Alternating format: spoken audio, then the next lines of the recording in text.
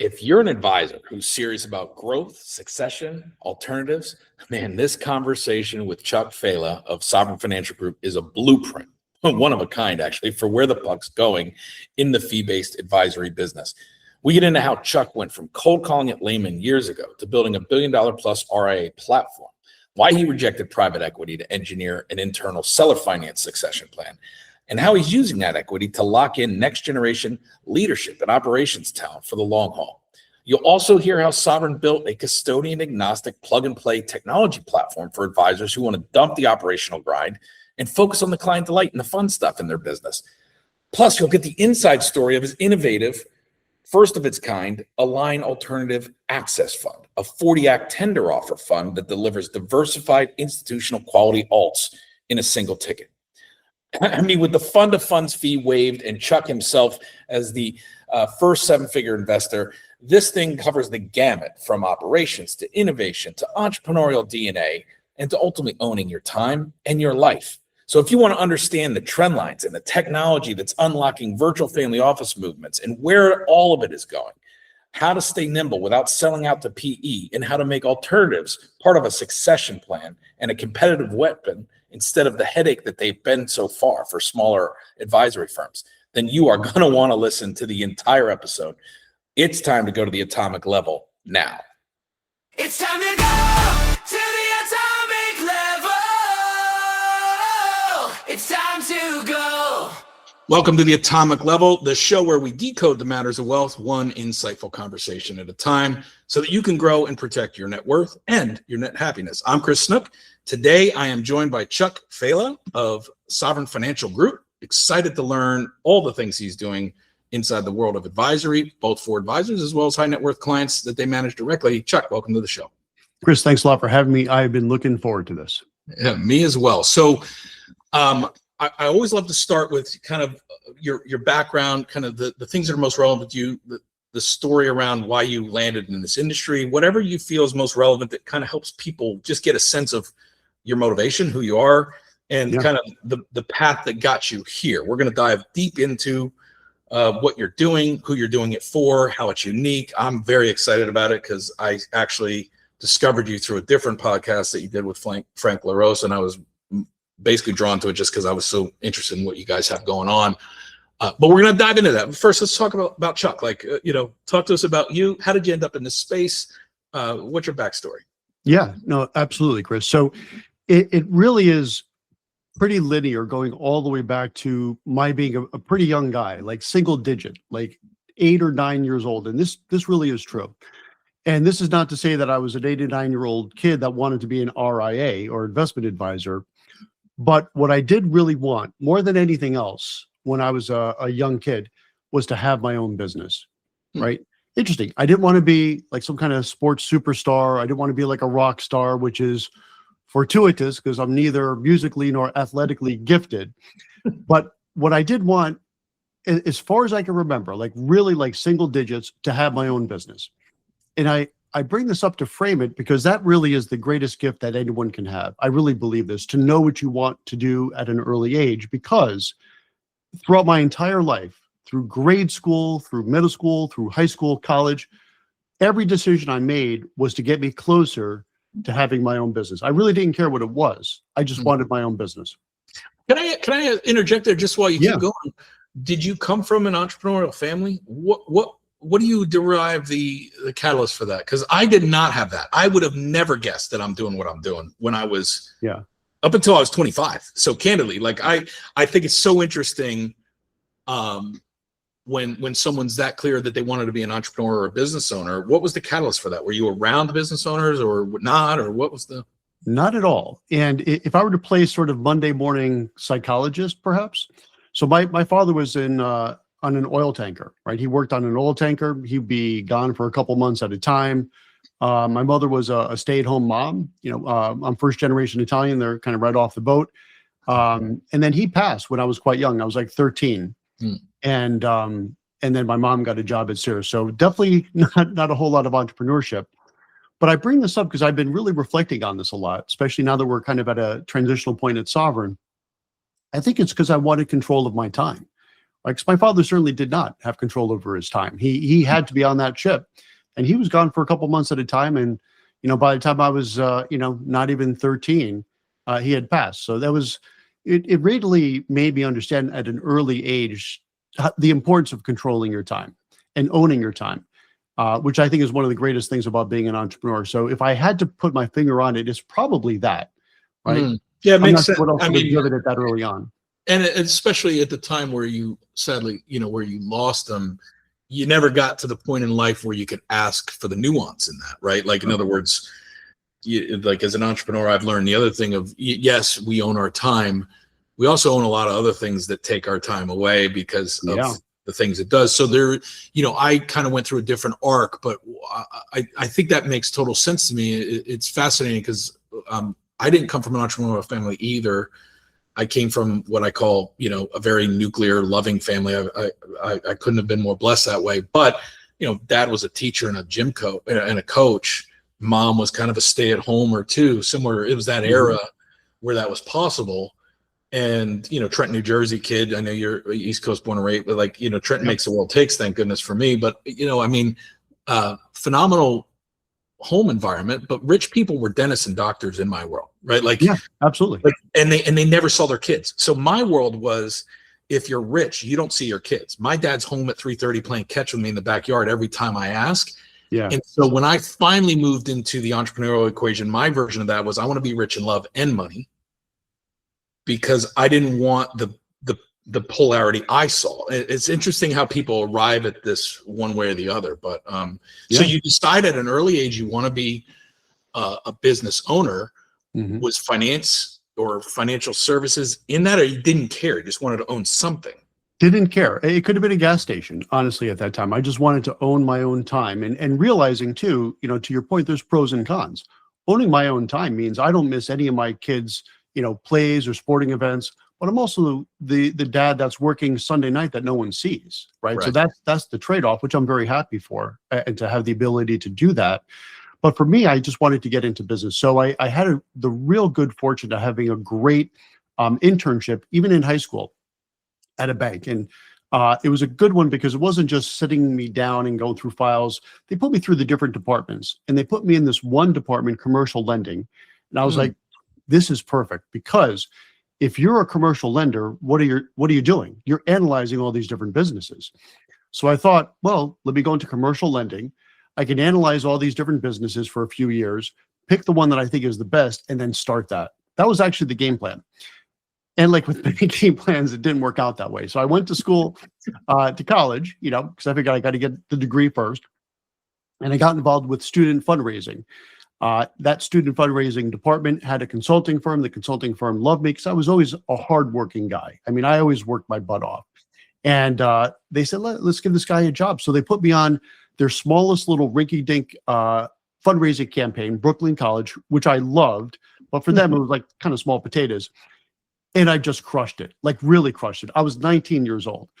And so then they were like, hey, why don't you stay and take on the Metropolitan Opera, their biggest campaign? And I was like, live in New York City? Absolutely. Like, I was down for that. And I started doing that for a while. And I was making, at the time, decent money for, a kid, 21 years old at that time. And I was flying 4 days a week, servicing all their major accounts: Chicago Botanic Garden, Purdue University, the Warren School of Business, Metropolitan Opera, one day in the office, flying around. So I was like flying first class, getting all these miles. I was like, this is pretty good, but I still wanted my own business. So then, if you ever saw the movie Wolf of Wall Street, that famous scene where they're in the diner. And so a buddy of mine that I actually trained as a fundraiser went on to Lehman Brothers, the infamous 55 Water Street Lehman Brothers. And, that's hashtag if you know, right? That is where cold calling was born. And I actually talked to Frank LaRose about that. And I think his wife used to work there, in fact. And so it's an amazing place and truly the birthplace. So he was doing that. And I was like, this could be my pathway to independence. And I literally quit my job and became a cold call cowboy in New York City. And this would have been in 90s, late 80s? Yeah, 94, 95. Yeah, okay. It was actually 94 to 1999. I was doing that. So this was it had been perfected by now. Yeah.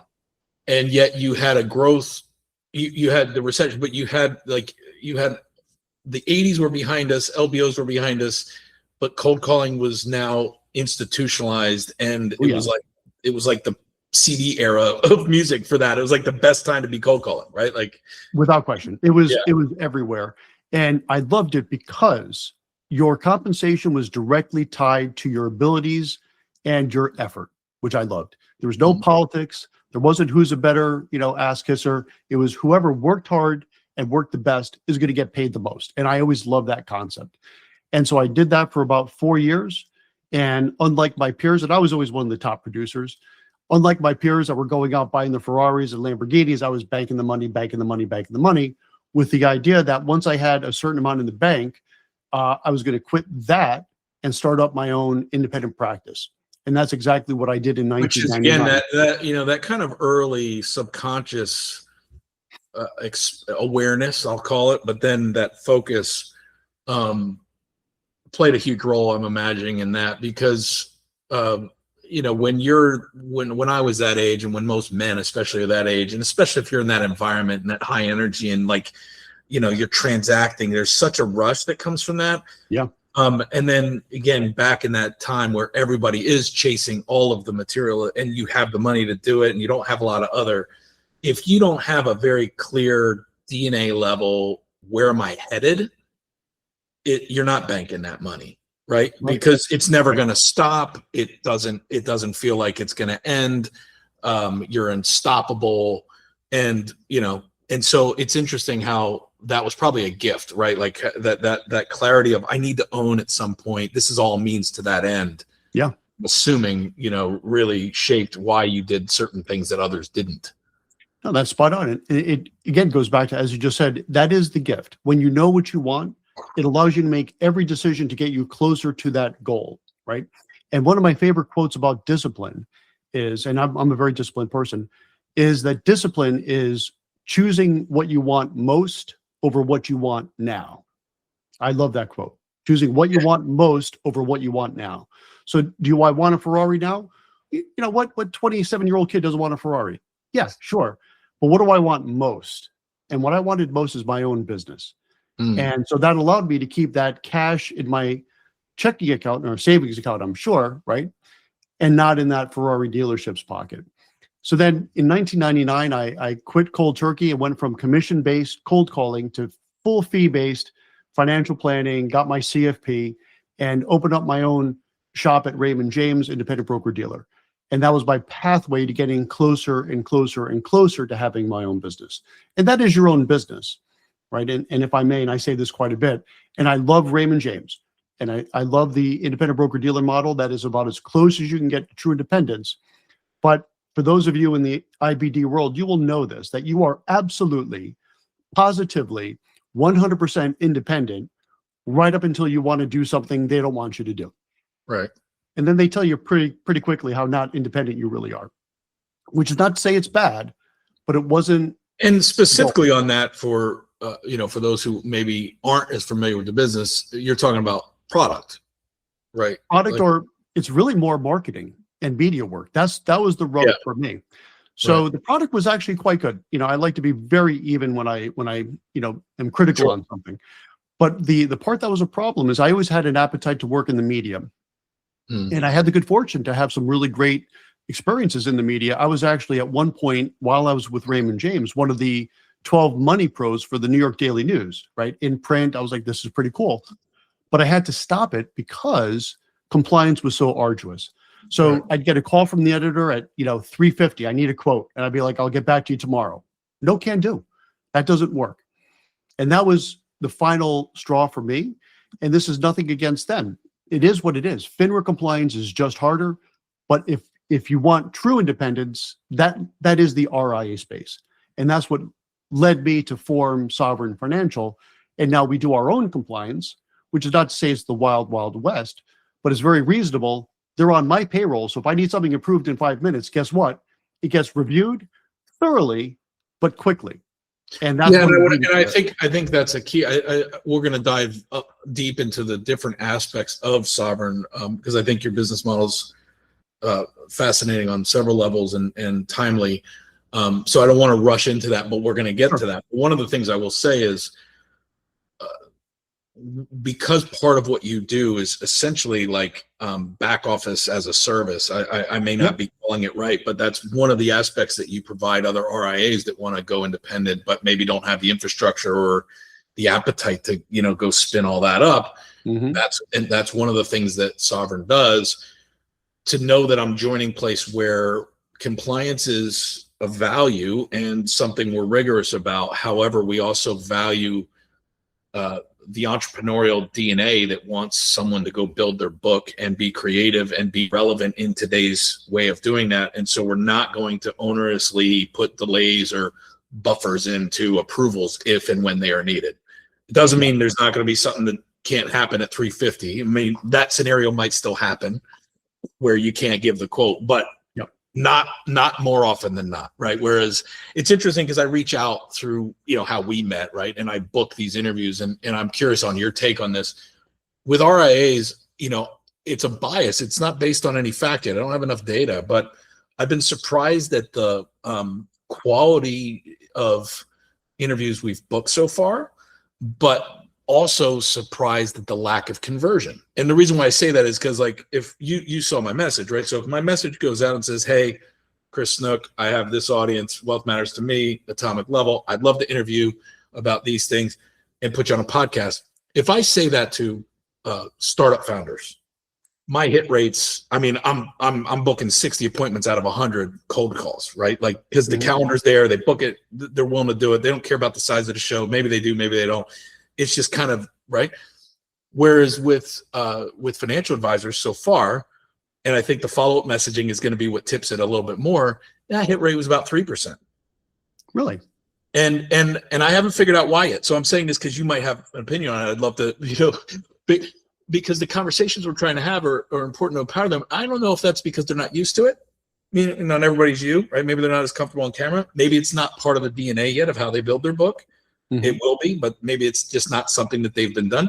Maybe it's a compliance fear. They don't want to deal with compliance, so they don't even want to ask, right? Because they don't want to spare that bullet now. And, I'm not sure yet, right? So I'm interested if you have any thoughts on that sidebar or not. But being innovative, especially when it comes to this business now, is more key than ever. And having the operational efficiency to do that, I think, probably matters more today than ever if you want to be competitive. Do you agree, or do you have a different take on that? Or no, that's absolutely correct. And as far as the hit rate, what I'd be curious if you know this is what % of them were broker-dealer advisors versus RIA advisors, because I think there's a huge difference. The broker-dealer I have to scrub the data. We have to scrub the data because we pulled a very specific list using Apollo, right? Verified emails, min-max 350 to 750 AUM kind of as the sweet spot. 3 to 7 FTEs as a minimum, no more than 25. That puts them kind of in that $1 billion or less range on the high end.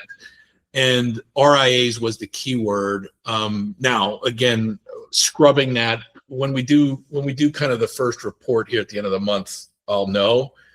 But we excluded broker dealers. Okay.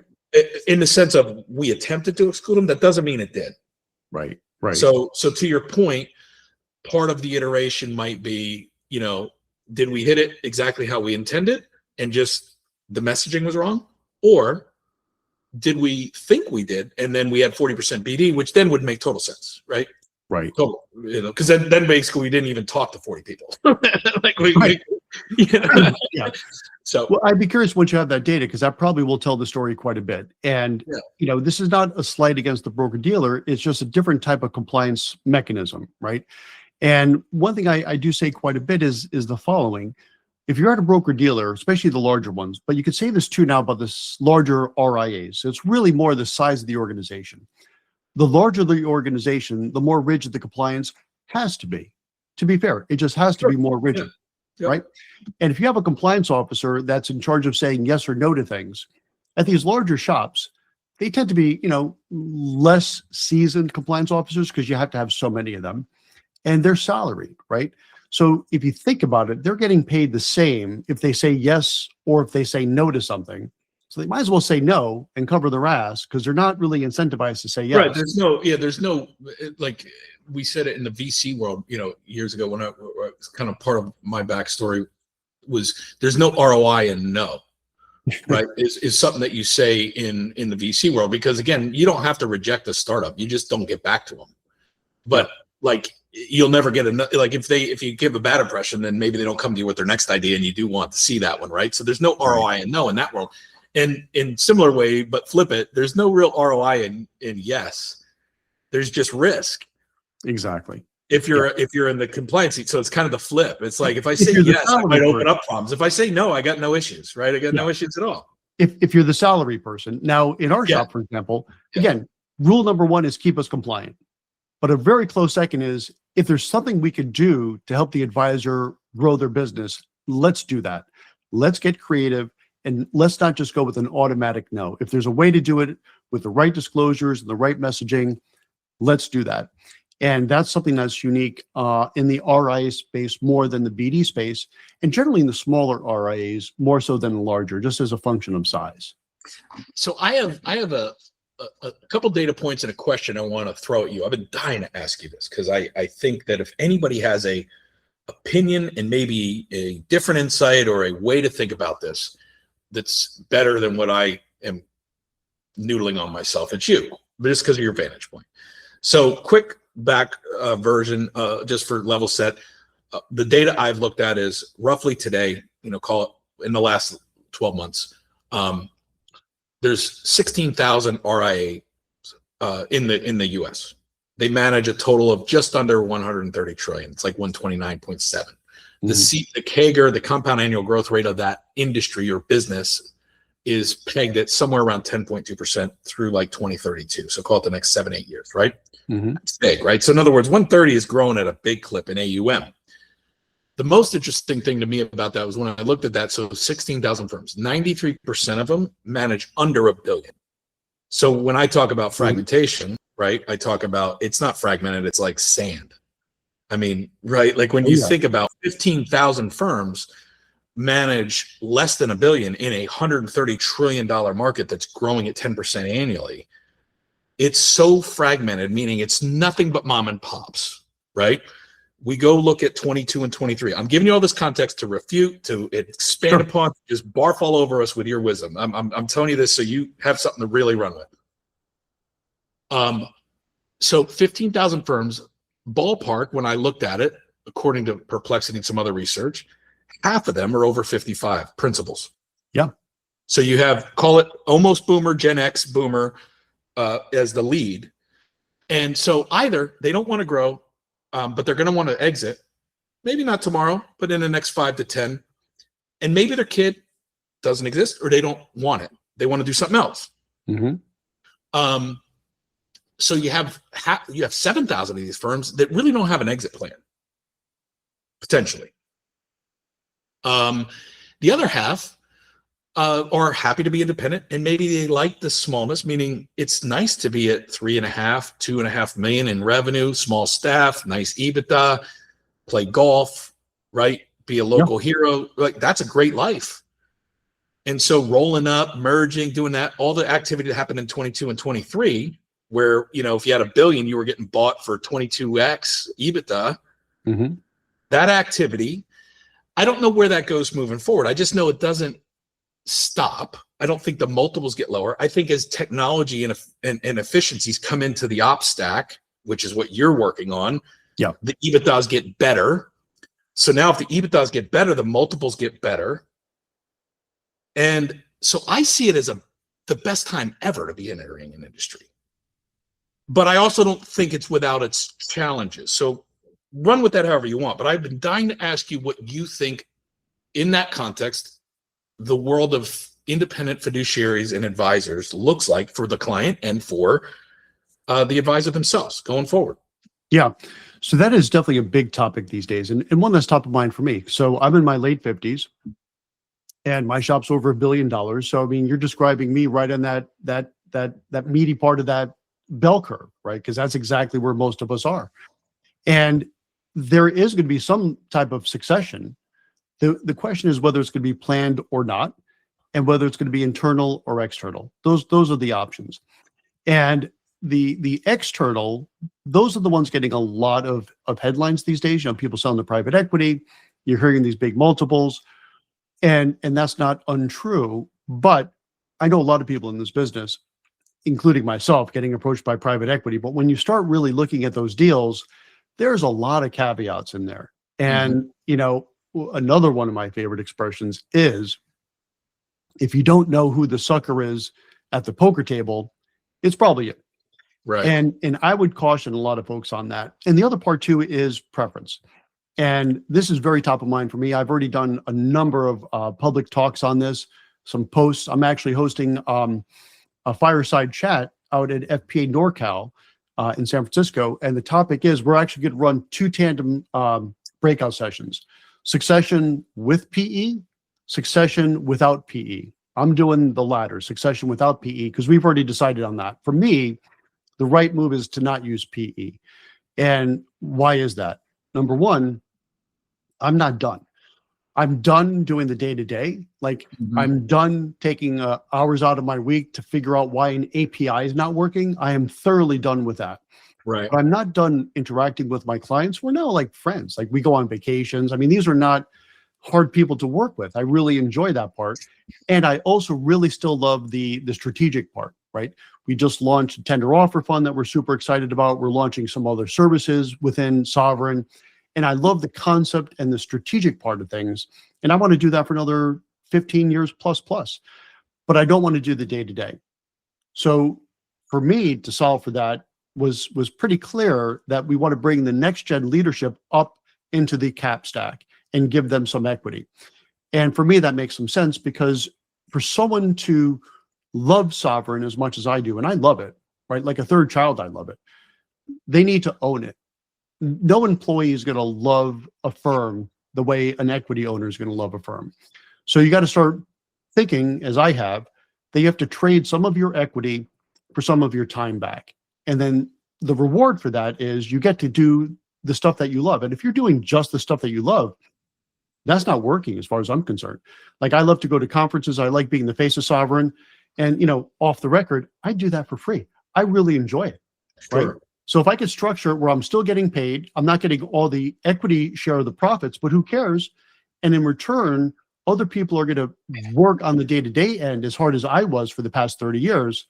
I think that's a good trade-off. Do you see that as, so the execution of that design, right? Are you doing that in just a traditional kind of earned in partner member model, option model, or is it more like an ESOP succession strategy where you're going to put in an ESOP or there already is one and you're kind of over time going to divest out of 15 years? Yep. The majority is it, because I know ESOPs, I'm a huge fan of them in certain constructs, and I don't know if that's what you mean or if you're doing it a different way that's not as, you know, structural as an ESOP, but I'm just curious what you're saying. Sure. We looked at the ESOPs, and I think that's a good structure as well. It wasn't for us the way we wanted to do it. So the way I'm going to do it is there's going to be a buy-in, right? Because we don't want this to be a lottery ticket. But, you know, the firm now is got some value to it, right? And by definition, next gen people don't have that cash to do it, right? It's kind of that big disparity, right? Right. You have the cash to do it. You're the one that wants to start looking to get out. If you want to buy in, you don't have the cash yet. So the way we're doing it is with a seller finance note. In other words, they got to put some down payment, some skin in the game. This is not a lottery ticket. But then a good chunk of that, probably a good 70% to 80%, will be just a note that I issue myself. And then that gets paid back through the profits of the company. And for me, that felt like the right way to go, because it shows the next gen that I'm not just taking this check and running, right? I'm going to be here every single day for the next 15 years, the same way I have been for the past 30 years. Why? So you're actually, yeah.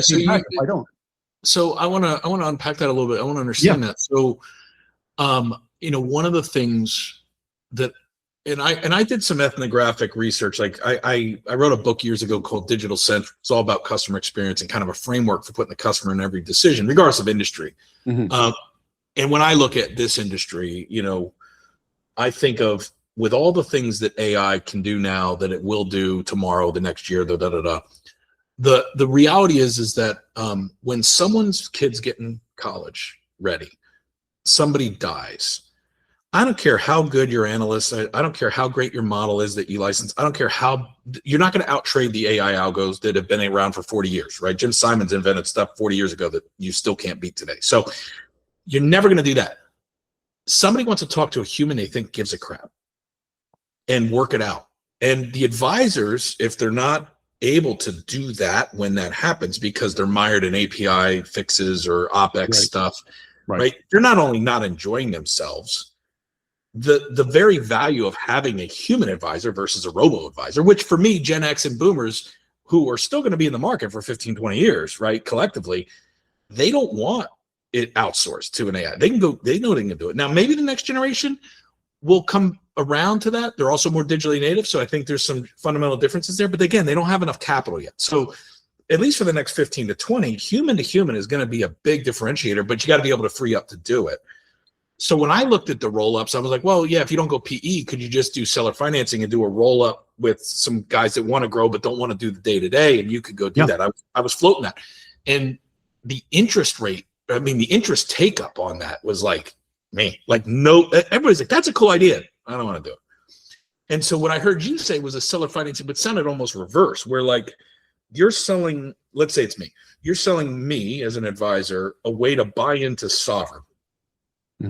But if it's whatever, let's say the $1 million, just for round numbers, if it's $1 million and I got 50K or whatever, and maybe that's not the right math, but just for kicks and giggles, I put a 50 or 100K in, you're going to finance my buy-in over a period of time for the other 900 or whatever. Is that what you're saying? Right, exactly. So and that comes out of my earnout, meaning like, let's just say for craps and giggles over 3 years, and this is probably not the right numbers, right? But let's say over 3 years, I would have gotten 900 grand in distributions as an owner. I don't get that, but now I'm fully earned in. Is that kind of how it's? Yeah, that's designed? basically correct. So okay, gotcha. Whatever the portion is that they want to buy into. Right. And let's say it's $1 million, and that $1 million represents some percentage of the company. Yeah. They don't have $1 million, but they got to put in something. So let's say they put in 10%, 20%, and then that, let's say 20%. So 800,000 is the note, which has an interest component and gets paid back. But what makes it advantageous for that next gen is that is a non-recourse note. And that's key. Okay. And I don't think a lot of people in my position do that, because I'm comfortable doing it because I'm very comfortable with the cash flow stability of our firm at Sovereign. So really, I'm getting paid back by my own profits. Some people don't like that idea, and I see why not. I do, because I really do think once we have the staff in place that's going to take care of the firm the way I did, the growth is going to more than make up for the fact that I'm basically paying myself out on that initial chunk with earnings, because in another 5 or 10 years, it should be worth 2, 3x that very comfortably. But it's not going to get to that 2 or 3x unless someone's really doing the yeoman's work on the operations, and I just don't want to do that anymore. It's just the honest truth. Yeah, so let's talk through the aspects of the impacts of a decision somebody might make to do that with you from their client side and from their side, right? So there's a couple things. So let's just say whatever it is, they decide, they buy in, the agreement's there, 10% down, whatever it is, the earnout is structured, non-recourse. Okay, so those are the mechanics. Now there is the practical reality of I've got a book, however big, that I'm basically merging in. So I go from, call it Chris's Wealth Advisory, right?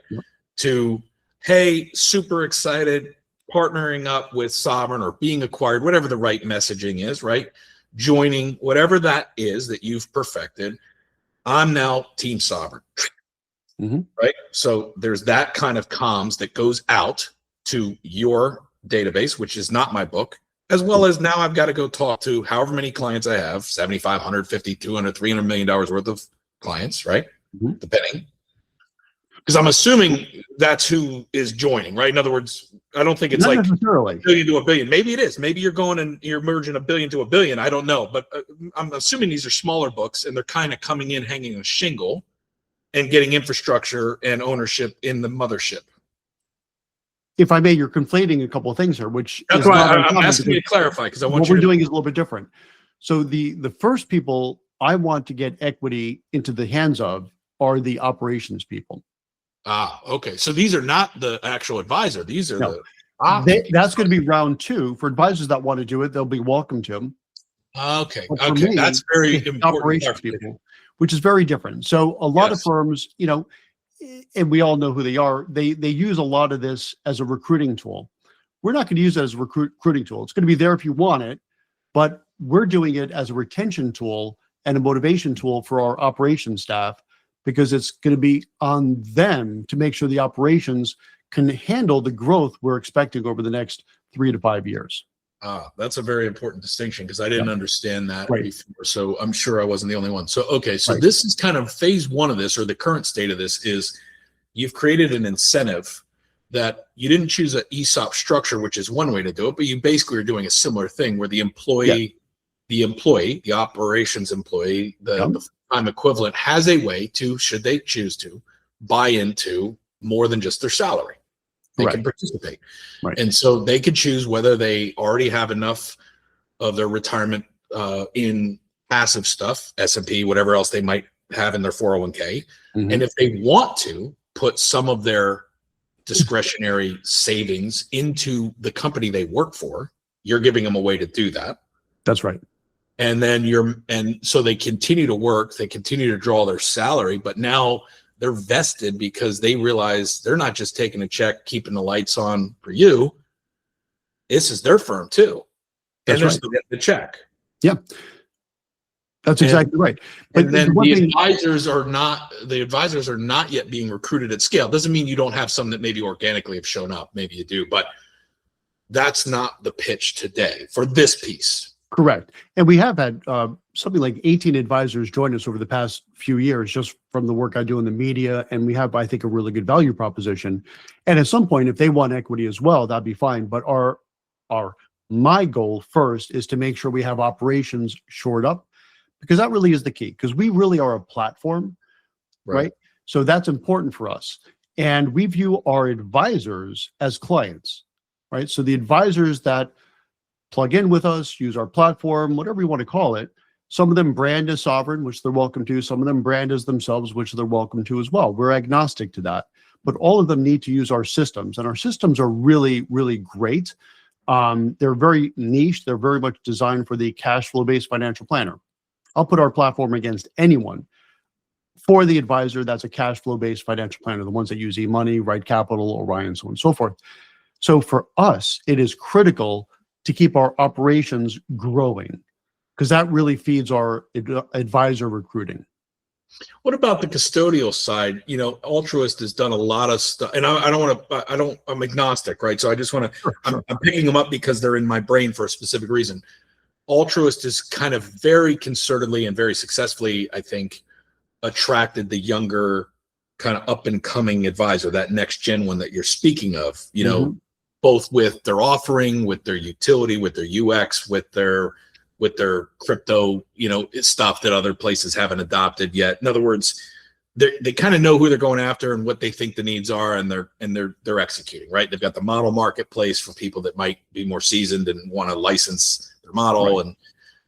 And you know, and I'm not saying anything is like Schwab doing some cool thing. Like there's other custodians out there. They integrate with Orion. They do, like, a lot of them do some of those things. Where does that sit with Sovereign? Like, let's say they choose to go with you as the brand, or whether they keep their own brand, but they use your rails. What custodial relationship is that? Is that mandated, or do they have to switch, or how does that work? No, it's not. Well, I mean, we have 3 right now. So it's Raymond James, Charles Schwab, and Interactive Brokers. Okay, so you're agnostic there too, meaning you could integrate another one, but right now you've got 3 integrated. Yeah. And I've had a number of great conversations with Jason Wank over at Altruist. He's been on the podcast at least once now, I think. And we would not hesitate to add that. We just haven't had the demand for it, but we're completely agnostic to it. But for us, we've developed systems where everything goes through our portal and it's already done. So the beauty of good ops is it doesn't matter what the custodian is. That's just a data feed, right? So it could be A, B, C, or D. It all comes in, gets normalized, and the advisors still just see one portal and can act from there. That's the route we have taken. And so far, for again, advisors that specifically want to just do planning work and nothing else, that's where we really shine the most. So your client, a lot of your podcast is Go RIA, I believe, right? Yeah. That's the name of the podcast. GoRIA.com for those who Yes. want to go check out there and make sure he's got tons of wisdom on there. So that's kind of the media side of how you're going on your client. Your client is the independent advisor or the person that's looking to go independent. Yeah. And then there's the beneficiary of that aspect, which is their high net worth individual or their investable client on their book, right? So where do they sit in your decision set? Obviously the better the ops are, the better the experience is going to be theoretically for the end user that's passively invested with their advisor. Do you put a lot of thought and concern into the messaging, or is that not necessary? And I'm asking because I truly don't know, but we have a lot of people that are small business owners that are in that, kind of $2.5 to maybe $10 million investable asset range, maybe having a wealth event of their own because they're going to sell their company they've built for 30, 40 years, Right. And they already have an advisor or they're choosing one. Maybe they're thinking about legacy planning and whatever they're trying to do, right? Not lose money and then also figure out what they're going to do to, pass it down with the minimum thing. So they listen to this too. And they ultimately are hoping that their person has got good operations, whoever that person is, Yes. right? Where do they factor into kind of your decision set or your kind of mental model? I mean, is that where does that rank as far as? Yeah, it's number one. So the best way to put it is this. So I'm also an advisor, which puts me in a unique spot. So not only did I found Sovereign, but I found Sovereign and created the systems.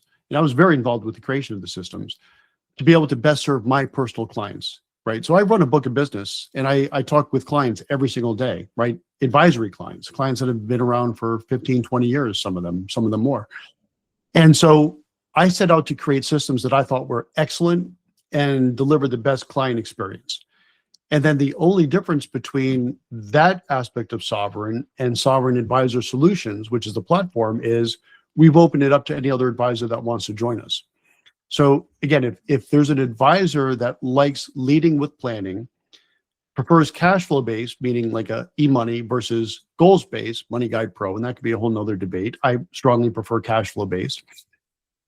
They're going to love our systems because they're designed to have a great experience for the client with ease. So in other words, the end client has to have a great experience, period, full stop. Then the platform needs to make it easy, in my opinion, for the advisors that plug into that platform to deliver that great experience. But the experience has to be great. If the experience is great, mission accomplished. If the platform makes it easy for that advisor that plugs in to deliver that great experience, then the platform is doing its job. And that's what we embark to do every day.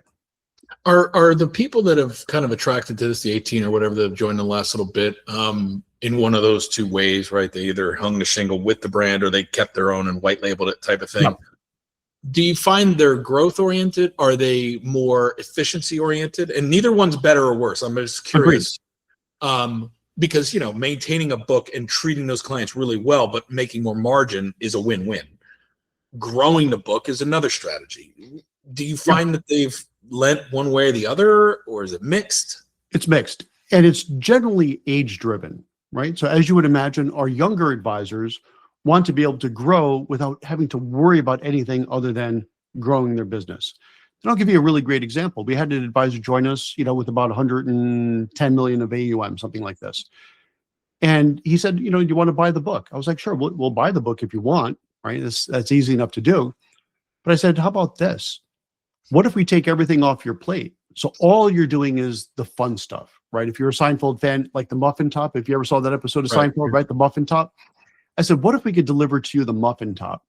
And then you could extract maximum dollars for the next decade. And then we'll buy your book. Right. And then we'll still buy your book. Right. But you don't have to take, the little bit of money we'd give you, which sounds like it might be a lot right now, but you'd end up having to go figure out what else to do to make the 400,000 you're pulling down right now. You have to go replace that because the cash flow is going to stop the minute we buy the book. Right.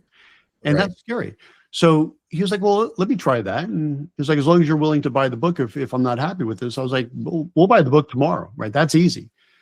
And now we are like 3 years later, he's like, I'm not going to retire for another 10 years. Right. Because if the platform is doing its job, it takes everything off the plate of the advisor except for what they want to do.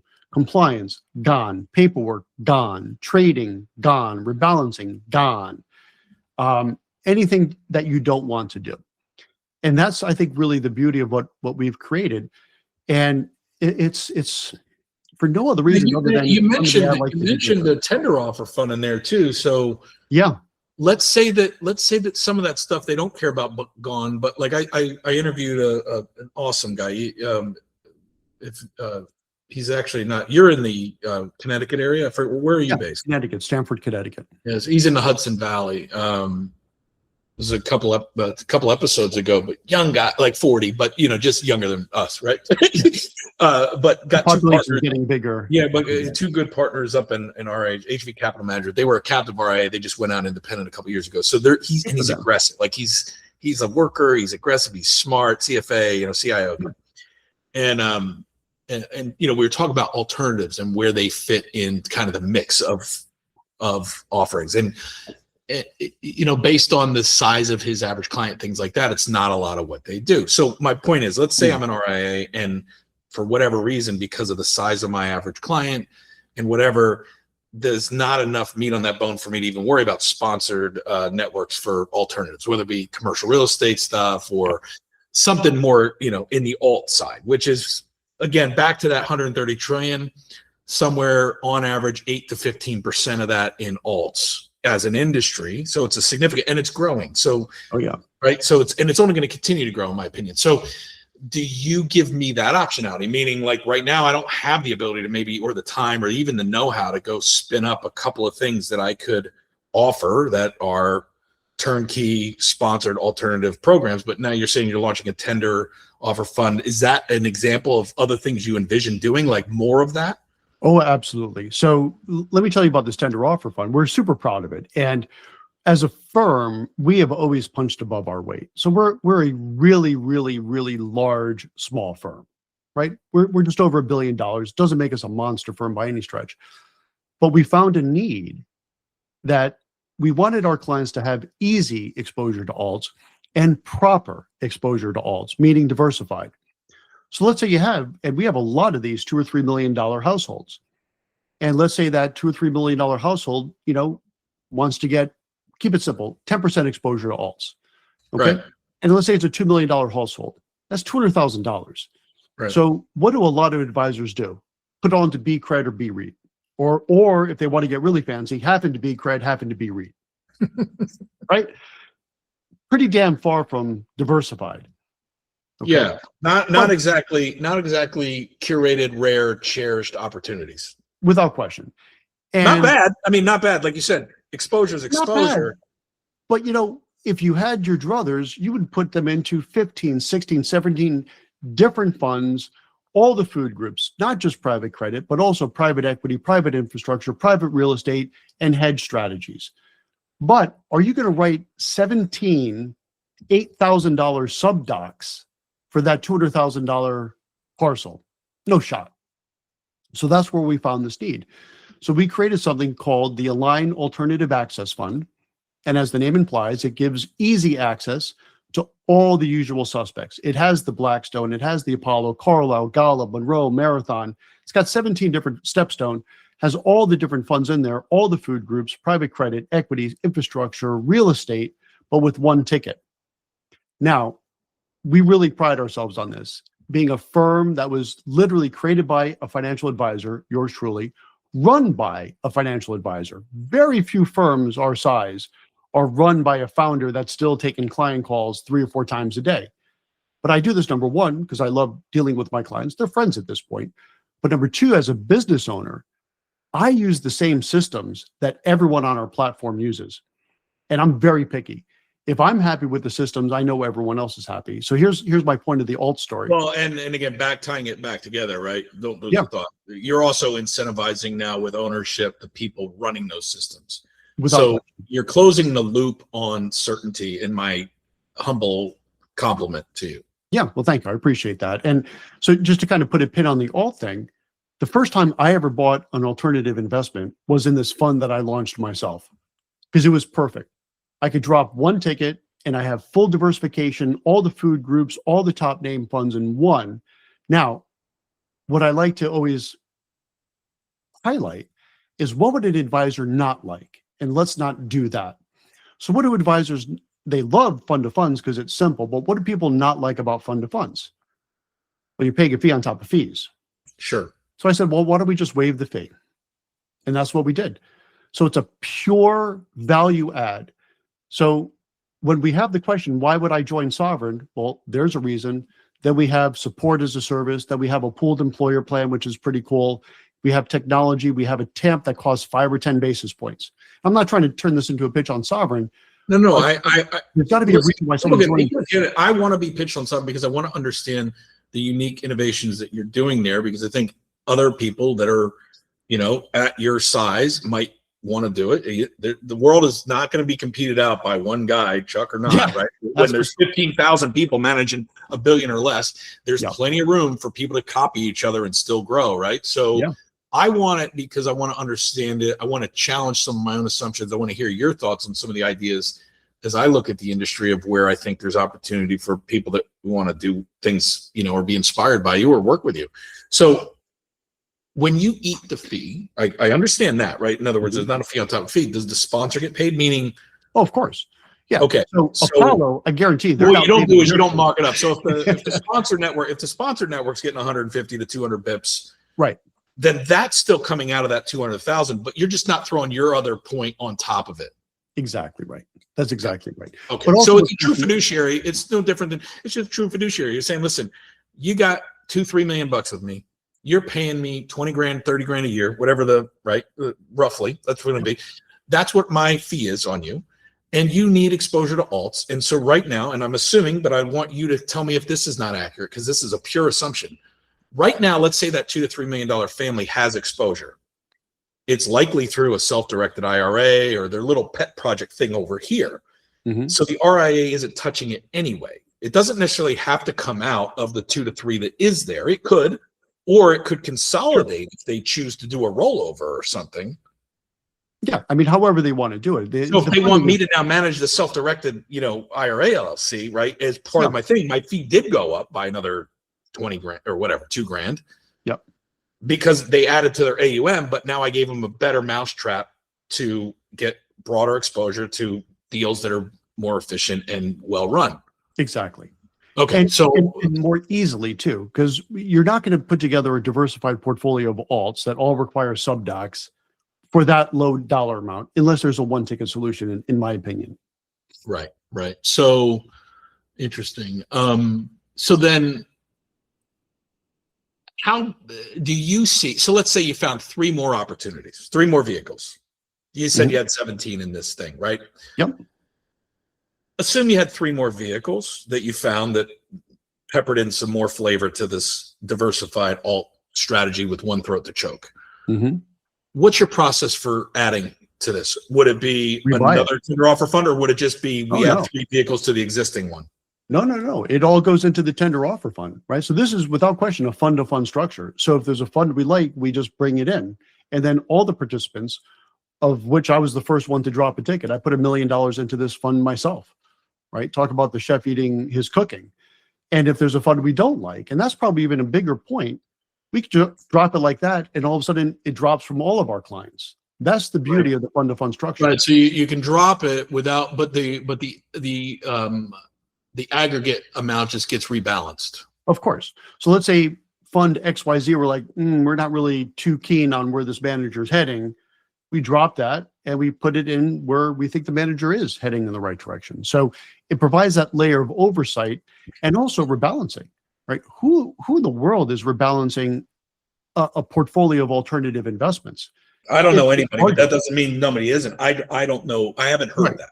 Right. It's I'm sure someone probably is, but not too many. I mean, I haven't heard anybody doing that. Doesn't mean there's not 50 guys doing it, but I haven't heard anybody, or at least you don't know of anybody that's comparable. For the fund that we put together? I see this as a massive growth engine.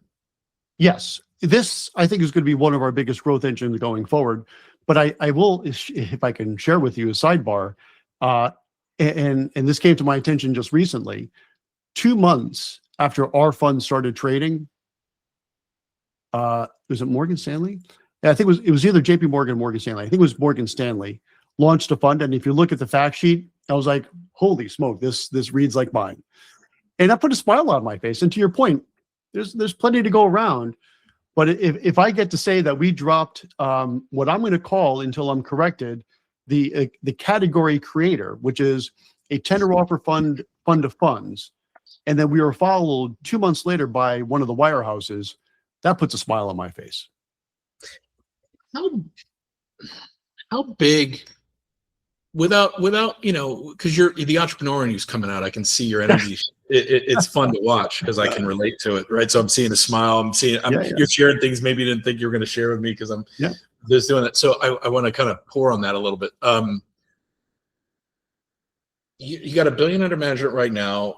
Am I accurate or inaccurate when I say that in the broader network, I thought there was like $3.5 billion in the platform? Is that not right? Like meaning like other advisors, or is it $1 billion? It's $1 billion. It's $1 billion. Yeah. Okay, I might have made that up. So again, apologies. I just wanted to clarify. You're putting the operational incentive structure in place to continue to deliver what you already have, but to ultimately scale. If alts are 10%, right now that means if you got everybody in your current portfolio involved in the tender offer fund, $100 million out of sovereign is in alts. And if you divide that by call, I'm going to round up to 20 because you're going to have 3 more. Yep. So that means what, $500,000 into each deal? Yeah, I mean, it if you pari pursuit them, if you just like said equal, I don't know if they're equally weighted or not. Into the underlying funds. Right. So in other words, like let's say there's $100 million of your total AUM moves into the tender, and that's represented by however many clients, doesn't matter. But just for the example, and there's 20 funds in that fund of funds. Are they all getting $500,000? No, we're tactical about it. Okay, because there's got to be probably some kind of ROI, like there's an IRR/DPI component mix that you're targeting to balance the port, like, and we don't have to get into that science if you don't want right now. But the point is, I wasn't sure if it was like equal or if it was like, hey, look, we're trying to hit whatever 18 with whatever principle, like whatever your number is. And so if somebody's got a higher RR, a higher risk, and then somebody else is in the 6 to 8%, really boring but steady hard asset back thing, you might allocate in a percentage that goes across the board, but it's not going to be equal. Is that right? Correct. It is not equal. It's tactical, right? So right now we're skewing a little bit more toward, for example, infrastructure is what we're focusing on a little bit more now, and a little bit less into private credit. Understood. So again, one of the other things that you're doing is you're treating this almost like, the S&P, you're treating this like the index, but it's a managed index by you. Yeah, absolutely. And because you're basically saying, look, we're going to put 20 opportunities in this thing, one throat to choke. Here's our target. The contribution of each one of these things is pegged at this. We fire or double down based on, like we eliminate or we add based on whether they deliver, that manager, right? What we ask them to. And then we reward the winners. But at the end of the day, here's on your statement, you're seeing tender offer fund and you're seeing whatever, X%. Of course. Yeah.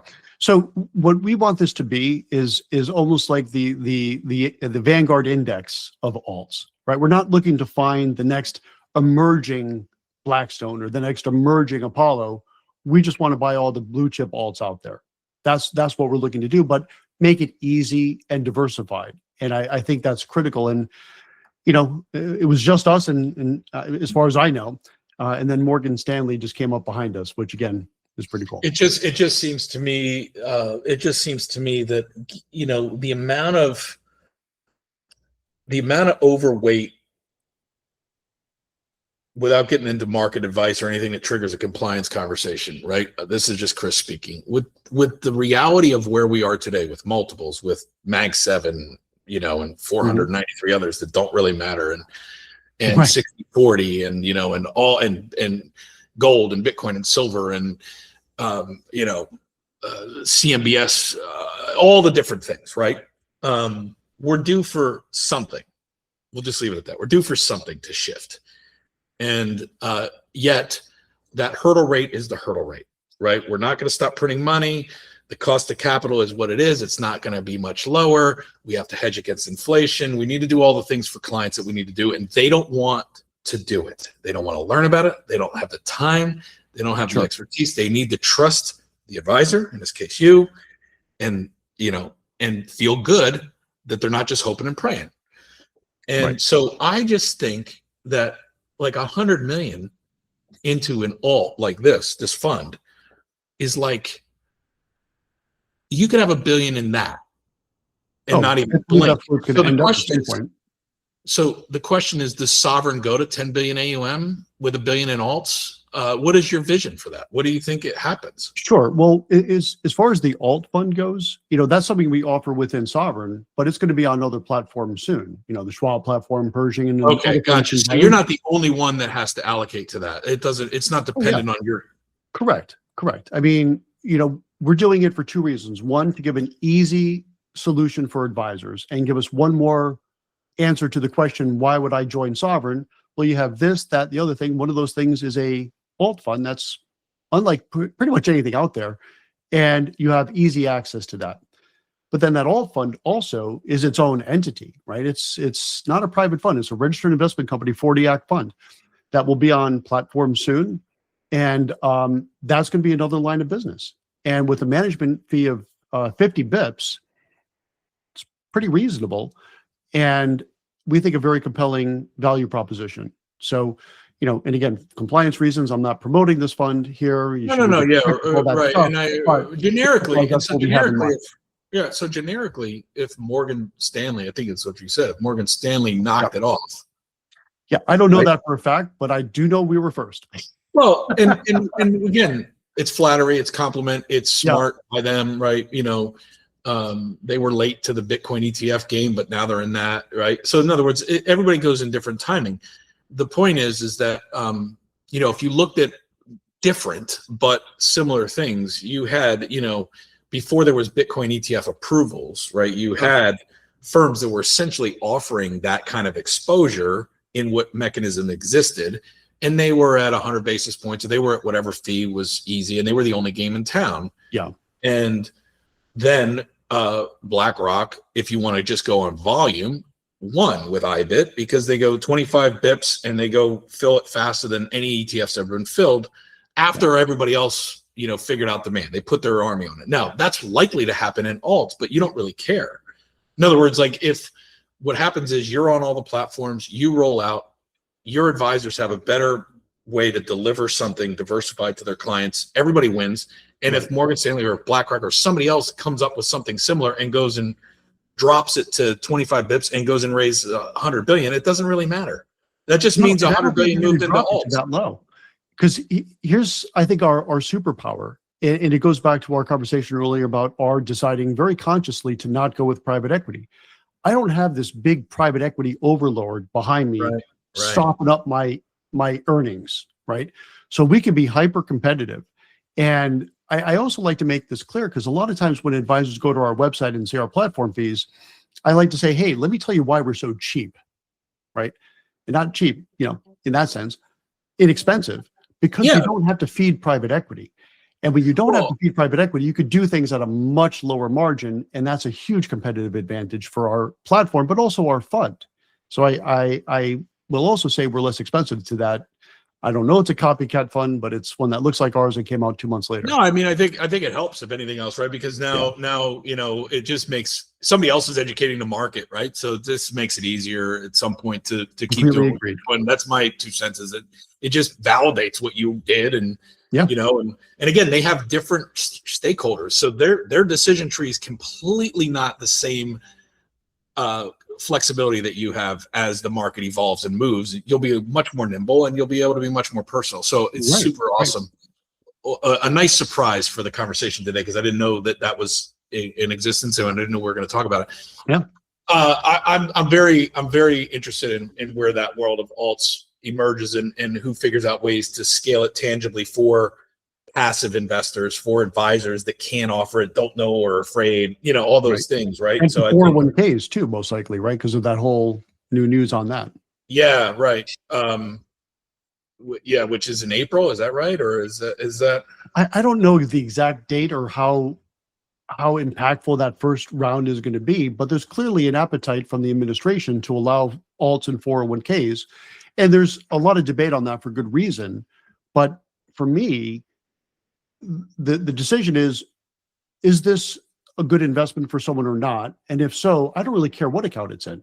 I don't care if it's your joint account, your trust account, your IRA, or your 401k. Just because it's a 401k, I mean, that's arguably the best place to put a long-term asset like an alt. But like with any investment, you got to make sure it's suitable for that person first. And I've got some thoughts on how to do that, which might be beyond the context of today's call. But just because it's a 401k doesn't mean you should have it all. I also think my brain's going to so many places right now, but I also am curious. So when we talk about a structure like that, right, like what you have with the tender fund, we're 12 months away. So back in another life, 2019-ish, right? It's part of an op zone fund when that first became clear, right? In that first kind of run. And so very excited when, and kind of predicted that it would get extended. But now that the lack of clarity will be sorted out, just like it was before, after the fact. There's some lack of clarity, especially this year, 26 and 27, on where those zones will be redrawn, what some of the grandfathering will look like, what it won't. There's a lot of things that aren't yet clear.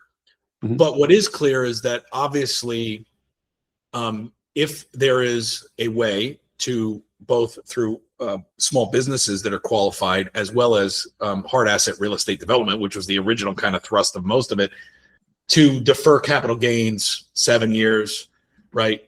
Invest. And when we think about infrastructure, right, and the rural incentives of 30%, step up versus 15%, like there's things related to this AI boom, the infrastructure, and regardless of when it pauses and levels out, like global crossing world, like regardless of what your thesis is there, the reality is we have to make more energy. It's not going away. Like if you look out over 10 years, these incentives to basically take capital gains, but defer the cost, take a tax benefit 7 years into the future, and then compound tax-free for 10 years.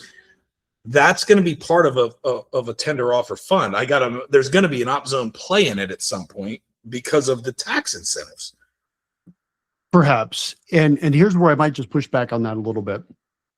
It's the idea of liquidity, right? So as you all know, but for perhaps folks in the audience that don't, here's how I like to explain it, because I think this is a good way to explain it. If you look at the liquidity spectrum, you have ETFs, hyper liquid, right? Buy, sell as quickly as you can type in your computer. Mutual funds, daily liquid, pretty damn liquid. Interval funds, mandatory 5% quarterly liquidity. Tender offer funds, where we live, usually 5% quarterly liquidity, but not mandated. And then drawdown funds, which is put the money in and like, hopefully in 5 or 10 years, I'll get something back, right? Right. So I believe that you need to have the right vehicle in the right bucket, right? So interval funds, we were going to go with an interval fund because frankly, it's easier to get investors in. But philosophically, I didn't like that idea because I don't like the idea of mandatory 5% liquidity. Because the only way you get mandatory liquidity is either water it down, in which case, why bother? Or you really don't have it, and you won't know you don't have it until you need it, right? So I didn't like that idea. Tender offers, yeah, we're going to be liquid on most quarters, but if there's a reason to not be liquid, we're not going to be, which means this is really earmarked for 5-10 year type of money. With opportunity zones, a tender offer fund might be tricky because you got to match that liquidity event with the ability to access it. So definitely tender better than interval fund, but I would almost think that for a pure long-term real estate play like that, a drawdown fund might be a little bit better, perhaps. Yeah, interesting. Again, just curious if where you saw that maybe in the mix. I think it's early, so I think you're in the position where as that gets clearer, you'll probably have a way to design that into the mix and make it make sense. If it makes sense and if there's a demand for it. I'm just curious if you thought there was a demand for it. I think your assessment is definitely a demand for it, but just the right vehicle, right? I think a drawdown like a GPLP structure might make a little bit more sense for that type of investment, more so than a tender. Yeah. And it also might just be a niche that stays that way. It stays as a self-directed kind of pitch and play, and that might be where that lives because it's too complex otherwise to integrate it. Again, at some point it becomes not worth doing if the ROI is better met by what you already have, right? In other words, at the end of the day, you're just trying to not lose money and earn a hurdle rate plus a little alpha. So, interesting, very fascinating stuff. So, what have we not covered that you definitely want to make sure we get out on this episode? I think we've covered so much ground on Sovereign. There's obviously people know where to go. Please drop whatever places you'd like to connect with them. I know you're active on LinkedIn. Sure. I think GoRIA.com is a great place for any of the advisor professionals. Where do you sit in the network of like other professionals? I know you're a CFP, but estate planners, asset protection, tax attorneys. How much of that plays into your ecosystem of referral partners or where? And I mean that could be a whole nother podcast episode, but this is something. I'm happy to do another one if you're willing to do one. We could do one just on that. I mean, I'd love to do that. Yeah. Well, what is